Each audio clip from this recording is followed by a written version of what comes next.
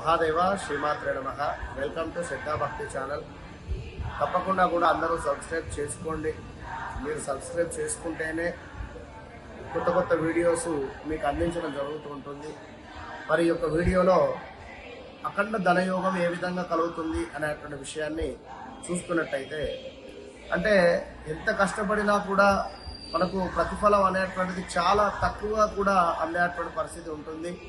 లేదా కొందరు మీ ఉద్యోగరీత్యా కూడా ఎంత పని చేసినా కూడా సరైనటువంటి ప్రతిఫలం దక్కక కూడా ఇబ్బంది పడేటువంటి పరిస్థితి ఉంటుంది. అంటే ఎట్లా అంటే మనకు ఏమైనా జాబ్లో హైక్ పెరగడం కానీ, లేదా ఇంకేమైనా ప్రమోషన్స్ కానీ, లేదా ఇలాంటివి కొన్ని విషయాల్లో కూడా తరచూ ఆగిపోయేటువంటి పరిస్థితి ఉంటుంది. ఇంకా చూసుకున్నట్టయితే ఏదో ల్యాండ్ ఉంది, మనకు అమ్ముడు పోవటం లేదు, ఒకవేళ సేల్ అయినా కూడా అఖండ డబ్బులు కలిసి వస్తుంది అనేటువంటి ప్రయోజనం కూడా ఉండేటువంటి పరిస్థితి ఉంటుంది. లేదా మీకే ఏదైనా తండ్రి తరపున సంబంధించినటువంటి ఆస్తి లావాదేవీలు కావచ్చును, లేదా ఇలా పెద్దవారి నుండి వచ్చేటువంటి ఆస్తి లావాదేవీలలో కూడా కాస్త మైనస్ వాతావరణం ఏర్పడేటువంటి సందర్భంలో మీరేం చేస్తారు అంటే, ఖచ్చితంగా కూడా ఇంట్లో ఇప్పుడు మనం చెప్పేటువంటి యొక్క పరిహారం చేసుకున్నట్టయితే తప్పకుండా కూడా మంచి ఫలితం ఉంటుంది. మరి ముందుగా సపరేట్గా ఒక 2 మట్టి ప్రమిదలను తీసుకోవాలి. ఈ మట్టి ప్రమిదలో కింద భాగంలో రాళ్ళ ఉప్పును ఉంచి పై భాగంలో ఖచ్చితంగా కూడా విప్ప నూనె పోయాలి. 3 వత్తులు వేయండి.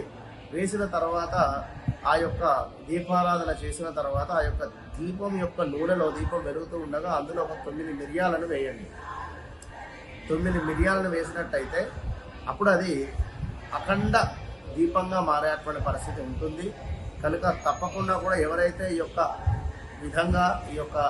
మనం చెప్పినటువంటి విధంగా దీపారాధన చేస్తారో వారికి తప్పకుండా కూడా అఖండ రాజయోగం కలుగుతుంది. మరొకటి ఏమిటి అంటే, మనకు ఇక్కడ దాల్చిన చెక్క కావచ్చును, అదేవిధంగా పచ్చకర్పూరము, అదేవిధంగా ఇలాచి, లవంగాలు, 4 ఒక మిశ్రమాన్ని తయారు చేసుకొని ఆ యొక్క పొడిని కూడా ఈ యొక్క దీపారాధనలో వేసినటువంటి పరిస్థితి, అంటే వేస్తే కూడా ఆ విధంగా అఖండ రాజయోగం కలుగుతూ ఉంటుంది. ధన ఆకర్షణ ఏర్పడుతుంది. మనకు పచ్చకర్పూరము వెంకటేశ్వర స్వామి వారికి ఎంతో ప్రీతి.